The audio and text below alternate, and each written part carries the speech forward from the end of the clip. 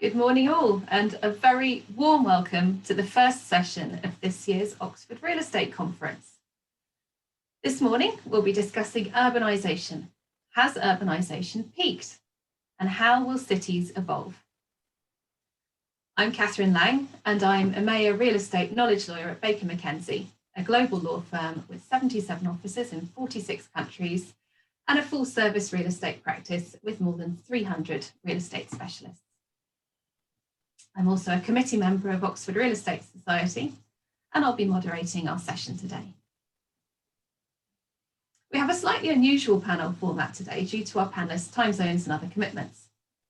For the first part of this session, our panellists Takefumi Aguila, Arsha Kazazian and Sabrina Shah will discuss what we see as the key questions around urbanisation as the world moves into the second year of the COVID-19 pandemic. This is a pre-recorded segment, so we're discussing the world as it stood last Wednesday, the 21st of April. Secondly, for the final 20 minutes of our session, we'll be joined live by an additional expert panellist, Dr. Nigel Meddy of the University of Oxford.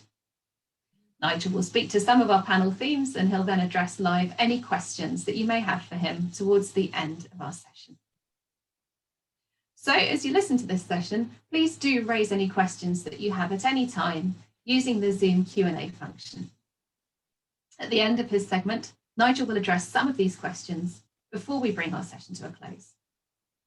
So without any further delay, I'd like to introduce you to our distinguished and truly global panel of experts. Nagumo-san, perhaps you can introduce yourself to us first of all. Okay, thank you, Catherine. Hi, everyone. My name is Takefumi Aguila. I'm glad to be here today with you. I'm Senior Managing Executive Officer at Mitsubishi UFJ Research and Consulting, which is a think tank based in Japan, Tokyo. And also, I'm a founder and executive director of the Smart City Institute Japan, not-for-profit organization supporting the smart city ecosystem in Japan. And also, I serve as the council member of the Japanese government's Regulatory Reform Promotion Council. And also I teach at one of the universities, Kyoto University School of Management. That's it. Thank you. Arsha, over to you next. Hi, how are you? It's a pleasure to be here today. My name is Arsha Kazazian. I'm based out of New York City. I've lived here most of my life.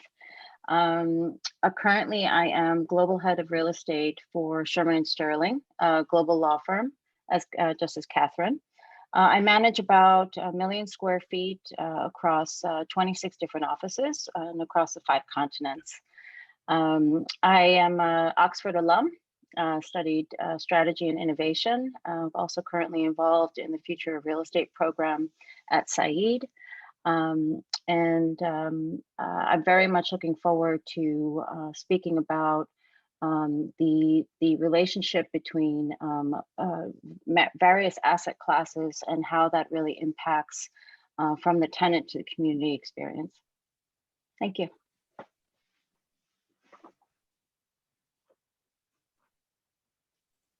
And Sabrina, finally to you.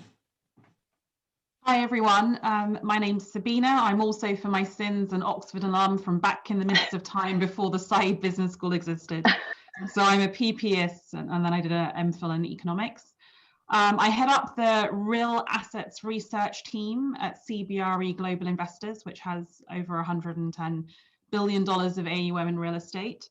And also as part of my role, I sit on the investment committees for all of our programs, which means I have a good view about the deal activity, where we might be seeing distress and how people have been pricing and investing through the pandemic. So welcome, Nagumo-san, Arsha and Sabrina. Thanks very much for joining us today. So let's kick off with our first discussion topic, and it's a big one. What has been the impact of COVID-19 on cities globally? Perhaps we can start by looking at the similarities and differences in the US and Japan and the UK.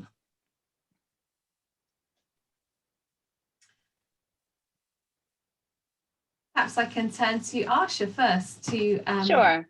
think about the position in the US. So it's depending on what perspective you take. I think one of the things I want to start with is the dysfunction in government and how it had an extreme impact on the US, and how that trickled down to just the single tenant experience or the resident in a community. I think it's incredibly unfortunate about the things that occurred, and the disproportionate impact on communities, generally speaking, and how that really ties back and can influence what we do in the future. I think as most know who are attending this panel, that unemployment rates plummeted, and I can zero into cities like San Francisco, New York, and New York more specifically. I mean, we are looking at 12.5, 13% unemployment rate, 600,000, 700,000 jobs lost, and understanding what the recovery plan looks like is something that is still in the works, I think, like most major cities. So I would say, in the US, tier 1 cities in general are really looking to figure out what the policy changes that organizations are making, how those policy changes are going to impact their workforce and the decisions that they're going to make now that they've had, a year and a half to sit at home and kind of reevaluate their lives and what their priorities are and what they wish for themselves. I think those two are deeply tied together. And currently what we are not doing, which I think it will take some time as new administrations come into major cities. For example, we have a mayoral election coming up right now in New York. And all eyes are on the individual that can figure out how to really address not only the donor initiatives, but the voter initiatives. And a lot of those voters are coming from disadvantaged communities that have not been given the support in terms of recovery, in terms of basic infrastructural needs, and things of that nature. So when you layer in the policy changes that organizations are making right now, the deployment of that as it relates to return to work, then the disproportionate impact to these communities, I think it's going to be very interesting. And I think what will come out of it, and I know Sabina will probably chime in later in the panel, is, flex office is something that could potentially become central to addressing a lot of the single tenant issues, as well as the community, the disadvantaged communities, to figure out how to shift work away from CBDs and into those communities to start to generate this new version of vibrancy that's required to recover.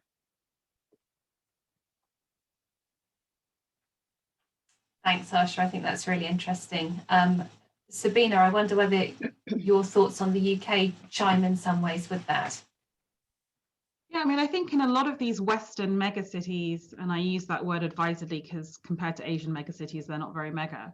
So these sort of densely packed cities like New York, San Francisco, London, and we saw the donut effect, right? So people who were leasing tiny apartments in the city centre to enjoy what was available, when that wasn't available anymore and they were stuck with maybe crappy broadband, moved to the burbs. So, house prices, rental prices out in Twickenham or Richmond or the equivalent for San Francisco, New York have really boomed. The thing I find fascinating to try and unpick is whether people move back. And obviously, if you've moved as an owner, the friction costs of moving are quite considerable, and maybe you don't. But if you're leasing, do you then move back, or do you discover you like that country lifestyle, especially if now you don't need to go to the office 5 days a week? So I think it's been liberating for everyone. I think it does challenge the narrative of where that rental accommodation is, which has typically been in these multi-family sort of, tall buildings in city centres rather than single family rented housing in suburbs. And from an investment perspective, it has been fascinating to see the fund market offer opportunities to invest in funds that are building to own single family rented housing. That feels like a new segment in the UK, US, already existed in some markets like the Netherlands, but that's been unusual. And then, you go to the other extreme, and I'm very keen to see what Nagumo-san says, but it doesn't feel to me like much has changed at all when I look at Shanghai or, some parts of Asia that are much more used to and resilient to epidemics, pandemics, where the social discipline is maybe stronger, and you just don't see that same behavioral change that you're getting in the West. So I'm curious to hear what he has to say about the Japanese experience. All right, so let me talk about the how it turns out to be in Japan. And I think pandemic turned out to be a kind of a the wake-up call for Japanese people in several ways. First of all, was that the density was actually it used to be a kind of a magic of the growth. We concentrated everything in Tokyo, business, economy, politics, schools, everything. But population density turned out to be kind of an incubator of the infection. So, the key success factor of the past has turned out to be a reason of the failure. So it actually, turned out to be, okay, so we believe that, living in Tokyo was a kind of sign of success, but it may not be the case going forward. And of course, as Sabrina mentioned that, the Japanese people are so much obedient or, cooperative to the request from the government. So without formalistic restrictions on behavior, people stay home, not to be, cause confusion around the infection.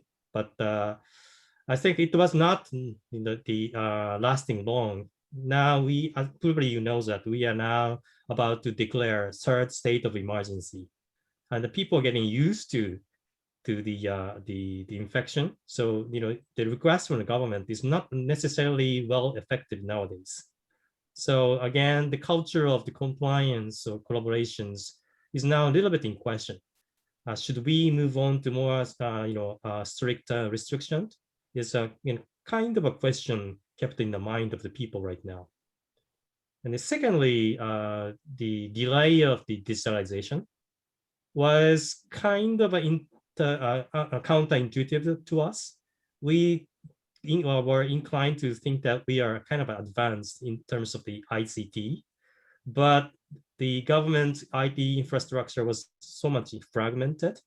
So when the government tried to send out the cash handouts to citizens, the government system between national level and the local level was not well connected. So it was stuck in the middle. And then the staff members of the city council have to go to the office, manually list out those who needs to be funded, distributed, and then they did all the manual work to deliver the cash handouts. So maybe you think it's a little bit different from the image of the Tokyo or Japan, but we recognize that we were caught in the somewhat like innovation's dilemma. We were so adapted to the analog world too well, and that's maybe the reason why we didn't make enough progress in terms of digitalization.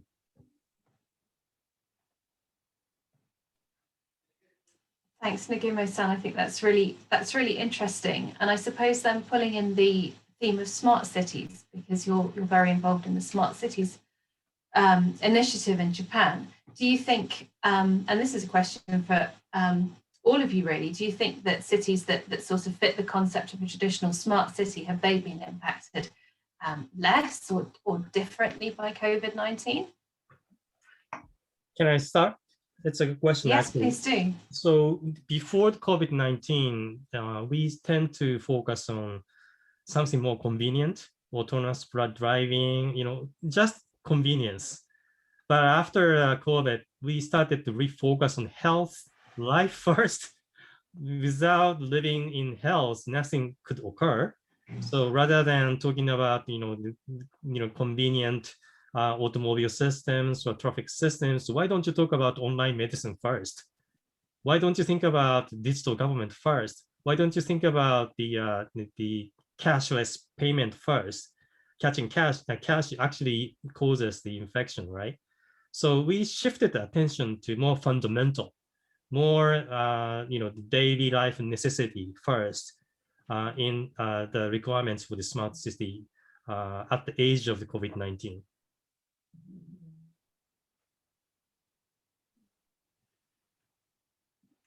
So, Arsha, what do you think about that? And I suppose also in terms of the concept of convenience, the 15-minute city.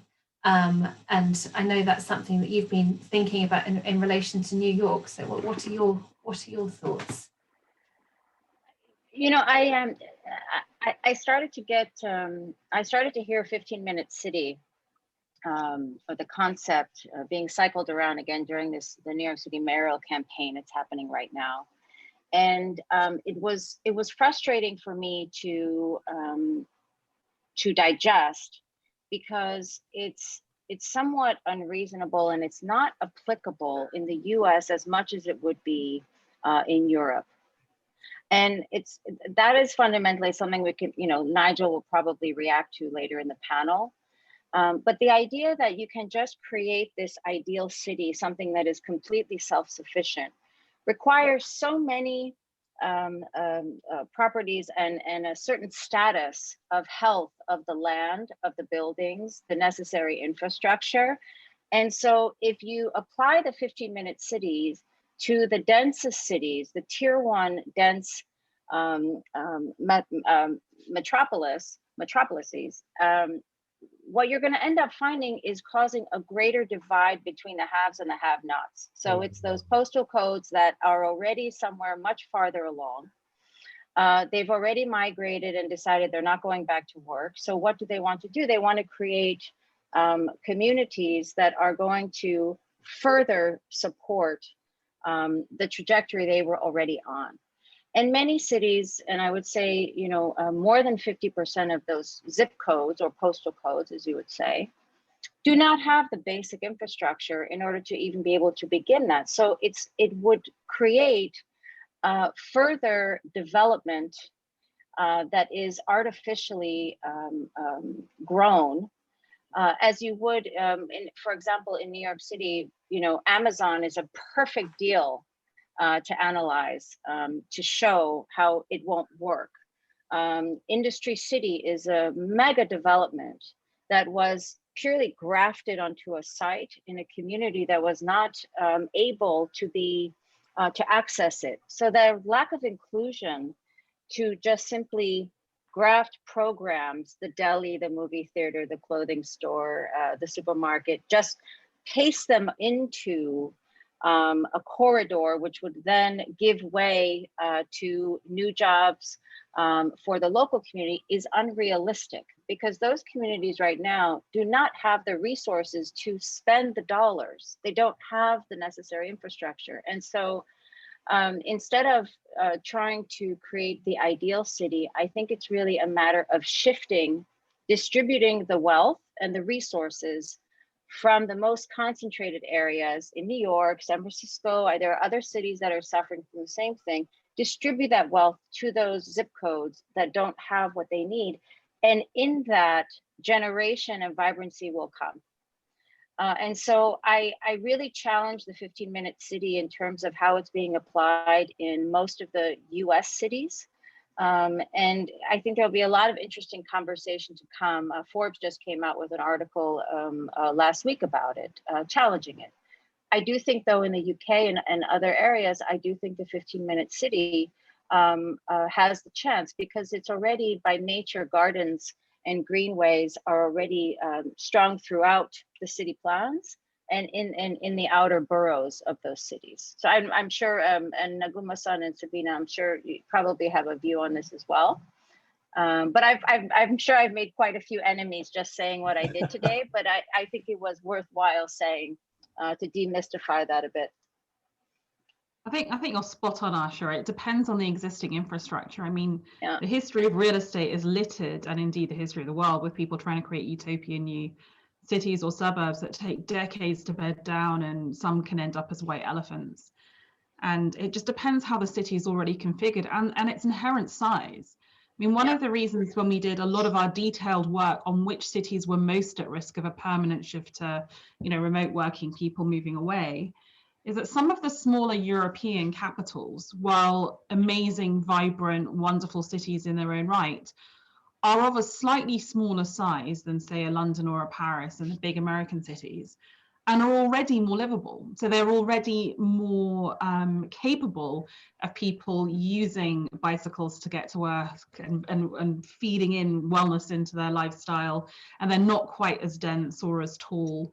And those are the cities which you can see perhaps have been certainly not more resilient in terms of caseload of COVID, but have resisted some of that move out donut residential trend that we've seen in London and New York and San Francisco.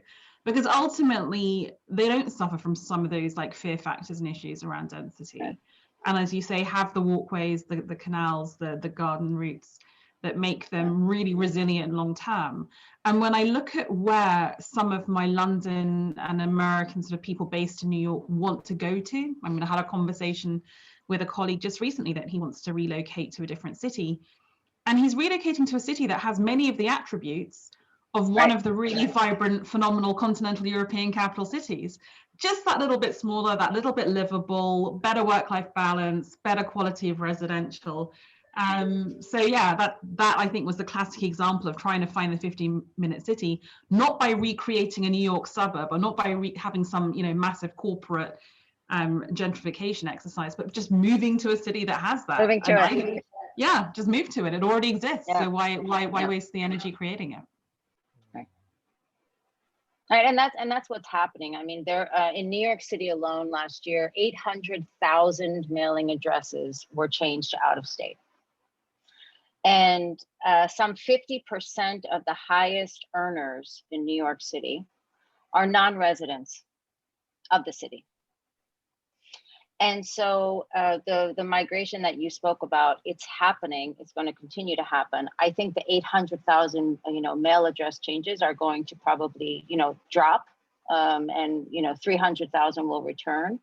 But I think everyone is seeking the already existing kind of 15-minute city model, and I think that's across the board. It's not just the highest earners. I think it's anyone within the workforce in companies that would be able to figure out how to align a better cost of living, maintain their compensation, but then be able to achieve that kind of livable, walkable experience to achieve that level of well-being.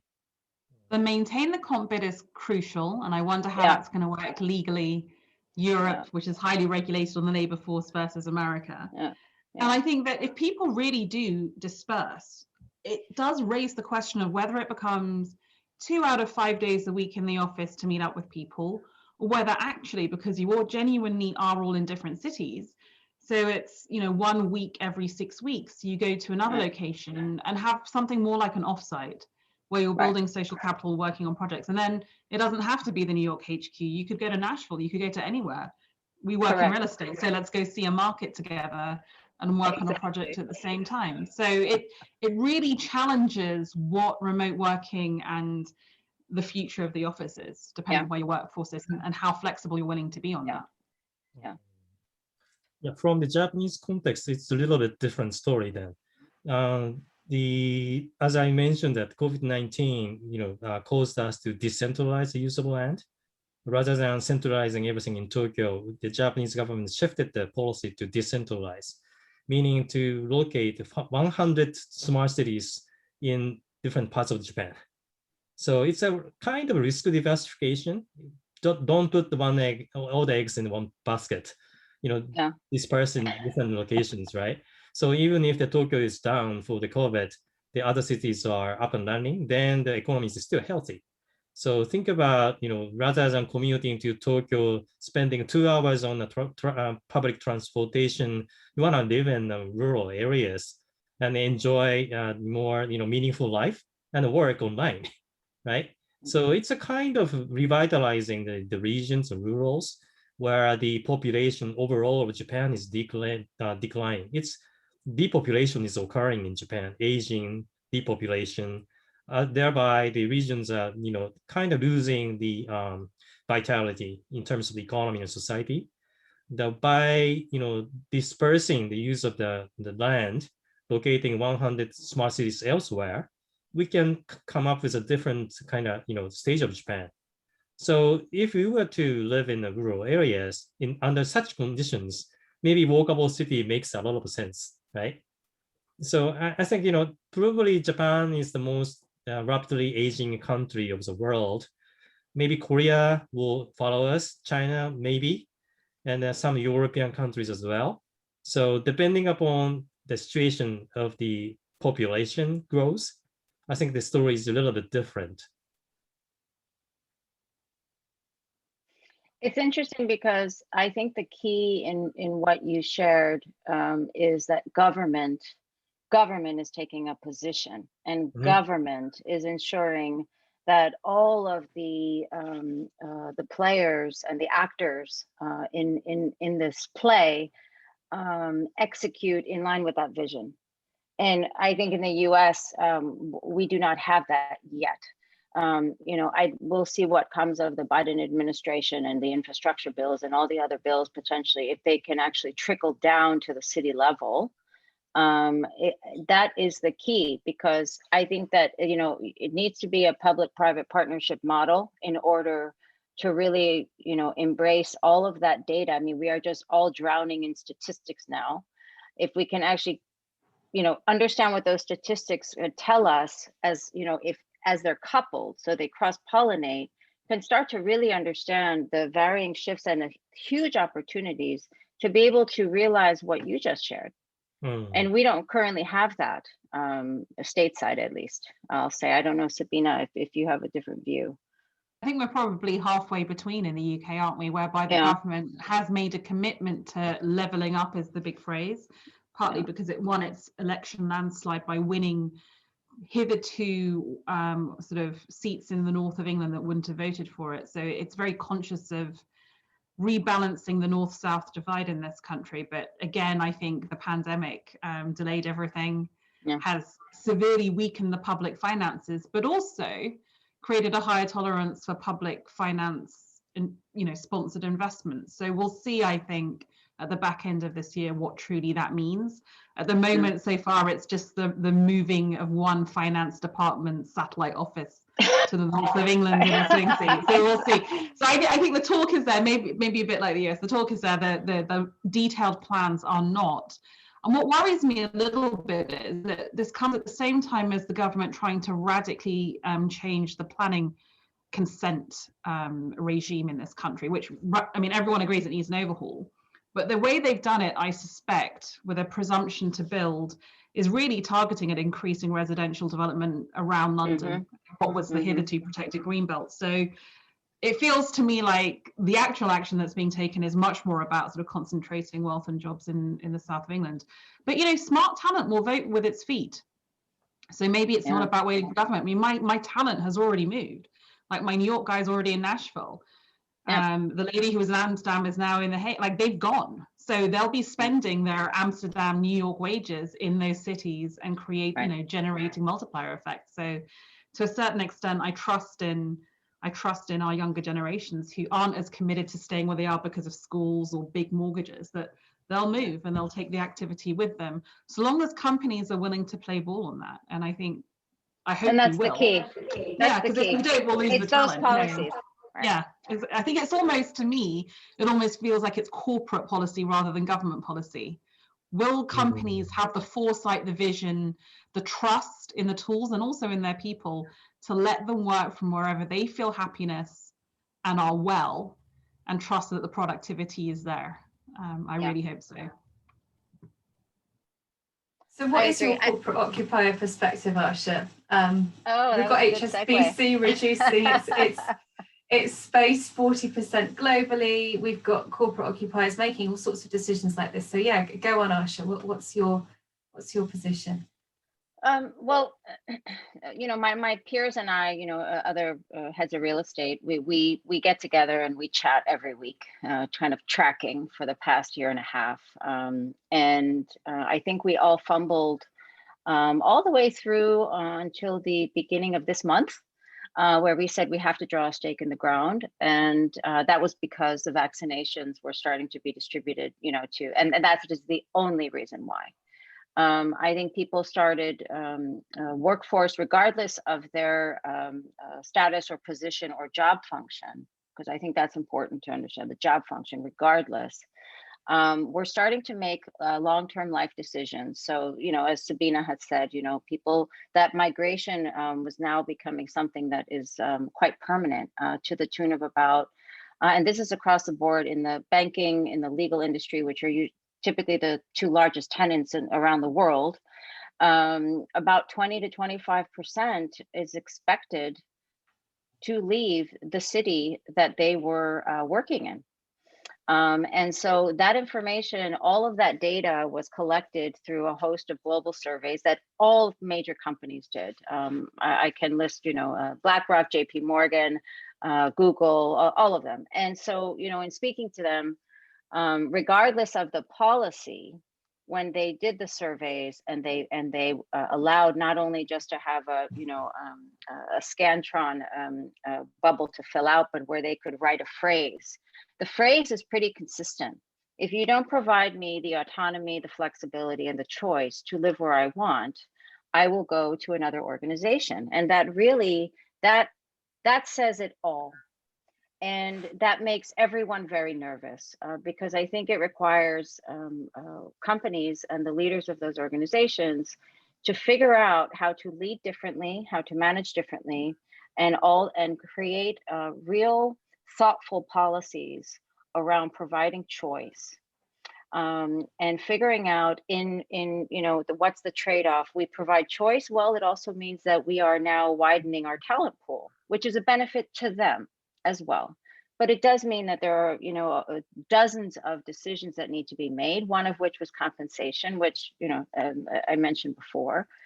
And one of the things that I think majority of companies, and I won't speak on their behalf, just ours, is that I think the direction we're going to head is you can't change compensation. You have to be able to maintain maintain the same compensation and benefits packages. And in the event that an employee chooses to relocate to an area where the cost of living is less, then perhaps when it comes to the travel or the scenario that Sabina said, instead of flying from, you decide to move to Nashville, instead of flying back to New York, you stop in DC because it's a shorter trip. But that's something that they would then cover. And so these are the types of conversations that are happening. And I think that, there were all of these varying perspectives, but in the end, what I see out of New York, and I think it's read everywhere, you have major banks making decisions to move to Florida. That's a big, big issue.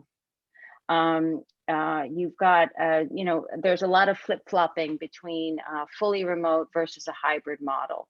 What is the impact to the landlord? If I could take a minute just to share on that, and Sabina, I would love your thoughts, and Naguma-san. What I'm seeing with the landlords is that because they know that the policies are starting to form and they will be distributed, the landlords are preparing for the gaps that they are no longer able to fill because long-term leases are quite frankly dead. To about 25% of commercial office buildings, and this particularly the super talls, about 25% are being earmarked for flex office as a new amenity to the existing tenants, but also to smaller companies, 10 plus, who will be able to use the flex office but still enjoy the address and within a commercial business district. And so that will inevitably create what I think long-term will be flex office models and varying versions of it in the outer boroughs, and also in locations where their workforce who have opted to go fully remote, or a hybrid version where they're just coming in 1 to 2 days a week, they're going to start to set up, really and truly set up multi-site model to satisfy that. So Sabina, I'm sure you have a lot to add, and I could go on forever about this topic. Yeah, but it is fascinating though, because there is going to be functionally obsolescent space in city centres that cannot accommodate the kind of working that we need to do when we are in the office, which is collaborative, meeting clients, meeting each other. It's not sitting on rows and rows of desks. So there are buildings where you could move to 25% flex office, and that will be a way for them to survive, but it won't be all the buildings. No. And we've long been strategically underweight in commodity office, and we're even more so now, because I think there is some part of that cannot be repurposed. But I think you're absolutely right that working more closely with a flex office provider is the way forward. And I think our parent company, CBRE, has made their position known for years now. 3-4 years ago, they started HANA. They've taken a position in Industrious. They've long thought that this becomes a complement. So you have your core sort of portfolio of office space, and then you use the flex as a way of providing some of that project and meeting space that you don't need permanently. What I think is really fascinating, and we were starting to see it with HANA even before the Industrious acquisition, is that the idea that flex used to be the complement to the overspill from the headquarters office. So it was always co-located, either in the same high-rise tower or in that CBD city center. So I've got my main office, I've expanded, I need this bit of extra space. Whereas now, do you put it, like you said, in the suburbs, or do you put it in Nashville? Do you put it in Houston? Do you put it in those other cities that people are working out of? And I kind of think of our own situation, not as a landlord, but as a corporate occupier trying to figure this out, as being a bit like the supermarket Waitrose in the UK is to John Lewis, whereby, retail got radically transformed, but to e-commerce, and they were helped by the fact they have this network of supermarket chains all over the country that could serve for click and collect. And we're a little bit the same, whereby if my New York guy doesn't want to be in our New York headquarters office and wants to live in Nashville, if he wants to be in an office but in Nashville, he's got the CBRE parent company office, because we have this massive footprint. So there may be people who used to work in the parent company in Nashville who don't want to be in that office, but I might have someone who used to work in New York or San Francisco who wants to be there. So it's not all a negative. I think it's just more truly giving people choice and matching supply to demand. And it becomes much more diversified as a portfolio. We'll need smarter versions and probably cloning Arsha, right? Because managing that kind of estate is so much more complicated. But I think it's workable. And what's really exciting is how the technology, the prop tech, is going to work to help colleagues book that space, ensure it's there, and help the managers of that space, such as Arsha, kind of figure out where the supply and demand exists. But we've got the convergence of technologies to make this work, I feel. We just have to grasp the network. Yeah. I absolutely agree with you. And as the companies are forming their policies, they're also investing heavily into IWMS platforms, so integrated workplace management software. And the reason why is because we need to be able to track density and activity globally. And landlords are also doing the same thing. And so they spend a lot of time with heat maps and understanding how spaces are used to really understand what human behavior and how it's going to shift. I feel for the landlord community, the owner community, because they are all equally scrambling to figure out what to do with their vacant space. And the only solution that's come up is flex office. So they're just building spec. And I'm deeply concerned about the premiums that they're going to attach to these spaces in order to offset the losses that were incurred last year, to ensure that the valuation of those assets remain. And in private conversation, that's what's discussed, and it's understood. But in terms of really moving with the times, and understanding how to encourage tenant engagement as they start to web out into various markets, I do feel it's a missed opportunity if landlords don't start figuring out how to be as smart as the occupier is attempting to be, in order to be future forward. So how about the other side of the coin, and as well as there being sort of this diaspora, this movement away from the city, how about sort of urban development changing, perhaps the greening of urban centres to entice people to come back to the city, and perhaps more of a well-being focus on this office space that people aren't using so frequently, but when they come, they want it to really fit their needs and be a pleasant place to come. So I wonder, Nagumo-san, perhaps we could turn to you and talk about whether these changes from COVID are going to lead to a bit more of a green recovery in big cities. Right. So yeah, as Arsha mentioned, many of the tenants are moving away from the office building in the center of Tokyo right now. So the chances that for the suburban areas, they need to urbanize a little bit because people started to work at home, and then sometimes home space is too little. So they need to have a small office at the region, like a satellite office. Mm-hmm. So there is a chance for the little urbanization at the suburban areas. And on the contrary, the center of Tokyo is seeking a chance for the green recovery to meet with the carbon neutrality requirements. So it's a kind of rebalancing stuff, right? Tokyo, of the center of Tokyo, too densely populated, now chance to become more normal from a global standpoint, from the population density standpoint, through the green financing, green recovery investment. At the same time, the suburbs of the Tokyo, which used to be called the bed town, didn't have any amenity or many working spaces at all, will be a little bit modernized. And then not just the office spaces, but some amenities, walkable city type of stuff, and etc., etc. We'll see. But I think the rebalancing is happening in Japan.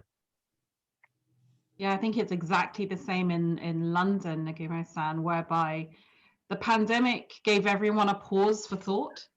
And it was interesting last year to see how people took, not advantage makes it sound cynical, but changes were made. So we had already seen a ramp up in London of cycle lanes and trying to make it less pleasant for drivers to try and move through the city. And that has increased markedly. So you now have congestion charge for cars 24/7. A lot of the privately owned estate, so the Grosvenor estate that controls a lot of Mayfair, has changed some of the road systems to again make it harder for roads to come in, to make more pedestrianized areas. And again, you're just seeing a renewed focus on air quality, on de-densification, so that for those who want to have that city life, and many will, I still think, you know how you said you've succeeded if you make it to Tokyo. Coming from a small town in England, it was still like you go to university, then you go to London, right? I still think that is what a lot of young people want to do for the obvious reasons. It's where you meet other young people and have fun. But to make that a bit more livable and to be more in line with the values that they espouse, both politically, socially, environmentally. And I think that for my older, crusty generation, it was kind of like that badge of honor. You know, if you watch Fran Lebowitz on Netflix, that you have this love-hate relationship with London and York, right? You hate it, but you love it, but you persist and you sort of hold anyone who can't make it there in contempt because they're not tough enough. Well, that's out the window, right? People want to be there, but they want to actually have a nice life while they're doing it. And I think that's actually one of maybe the really good things to come out of this pause for thought over the last year and a half. I agree, Sabrina, with everything that you said, and also Nagumo-san.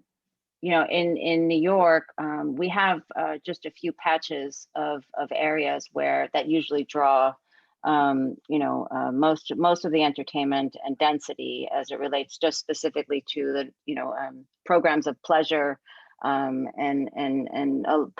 provide community level socialization. And it's interesting in New York and most of the cities in the U.S. I think there's a hyper focus on figuring out how to take aspects of the Green New Deal and apply them. Really looking at the health and the prosperity because of social injustice, environmental injustice, economic injustice, and how all those three kind of come together.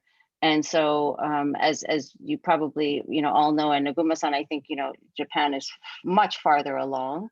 We have greenhouse gas emission mandates, reduction mandates that are fast approaching, and we had a pause, as you had said, Sabina. We had about a year and a half to put that on hold. But those mandates are going to be enforced very soon. And it's interesting because I think that's going to potentially spark an opportunity not only to get the landlords to do their building upgrades, but to start to really create more livable, smaller pockets, because it's so dense, but smaller pockets for livability, live, work, and play, to really try and create a new version of that and reimagine what these major central business districts offer in a very limited manner now. So I'm excited to see what's happening, and I agree with you. I don't think these cities are dead, but I do think the reimagining and folding in that well-being aspects are really important. And again, some of the capital cities and major cities in Europe really show us the way there. You look at the quality of life, the urban planning. Urban planning is taken really seriously in a country like Germany in a way that it isn't here. Yeah. And you reap the benefits of really sensible urban planning that moves with how people want to live. We've got lots of smart people listening to this. Many of you are students, and I would encourage some of you to look at urban planning. It's never seen. They're going to figure it out. Area. But honestly, that is going to be the skill set that is needed as we go through this evolution. It really is. So perhaps that's our closing thought then, is well-being at the crux of future urban design. Is it the case that companies and governments really have to put well-being top of the agenda and think about it as a primary issue, rather than as a sort of secondary nice to have, which might have been the way it was approached 3 or 5 years ago? I completely think that's the case, and I think people underestimate how radical a thought that is. If you look at the history of London from sort of the time of the Romans through the time of Shakespeare to 20 years ago, London was the most polluted, least well placed to live, and I know because I lived there for a long time. But talent is mobile. I can hire wherever I want, and people who want to work for me can live wherever they want. And if you're a city planner or a city mayor and you want a tax base and you want people in your city, you will have to compete on the plane of wellness. And I don't think that's ever been the case for a London or a Paris or a New York before. It's radical, right? It's absolutely totally different. And I kind of applaud the younger generations who forced city mayors and city planners' hands on this by demanding better. Yeah, I completely agree. I think it's really fascinating if you look at all of the drivers that are going to lead us to what you just shared, Sabrina. You've got all of the corporate ESG mandates that were just something that you had to do.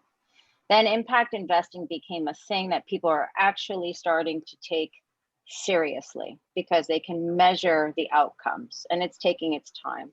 And then you have all of the necessary upgrades and requirements. So we have healthier buildings. Healthier buildings makes for healthier tenants or healthier occupiers. So there's this whole awareness of the interconnectivity from the single tenant in an office on a floor to a community at large. And so you look at the ground, the land, brownfields, converting them to green, looking at driverless zones. So it's for all scales, from the tenant to government within each city. And that hyper awareness, I think, is going to generate some really incredible outcomes. And I think it's going to force all of us to start to work, I think, in a far more multidisciplined manner, think more critically about the impacts of their decisions outside of their four walls. And so I think in the next 2 years, I think we should circle back and have the same conversation and see what the outcomes were. Yeah, exactly right. I think the COVID-19 forced us to stop a little bit and think twice, right? So machine is forced to be stopped, right? And then we looked at the United Nations World Happiness Report, and Japan is ranked 62 last year. This year, 56, and it's counterintuitive. We thought we were happier, but we were not in their measurement. And then if you look around the sky and the climate, you can really feel the climate change is occurring elsewhere, right? The birds are going away. You cannot find the birds you used to see before, and you see heavy rain than before, and things are changing, right? And in case of Japan, earthquake and everything is also a matter of usual. So how can you harmonize our life with the society and the nature and the Mother Earth? So overall, it's called well-being. So okay, so if you cannot define the well-being of yourself, you cannot design your city. That's the kind of solution we came up with. Not just the digitalization. Digitalization is a means to achieve the end. End is to be well-being. The well-being city will attract well-being companies and well-being people. So why don't you put the well-being in the center of the thinking? That's what we tend to think nowadays after the COVID. Thanks, Nagumo-san, and thank you, Arsha and Sabina. I think that's a range of fascinating perspectives, and I think where it leads us to is how will cities evolve, and the direction is perhaps towards wellness. So we leave you with that thought, and with many thanks to our three panelists for their really interesting contributions today. Thank you. Thank you very much. Thank you.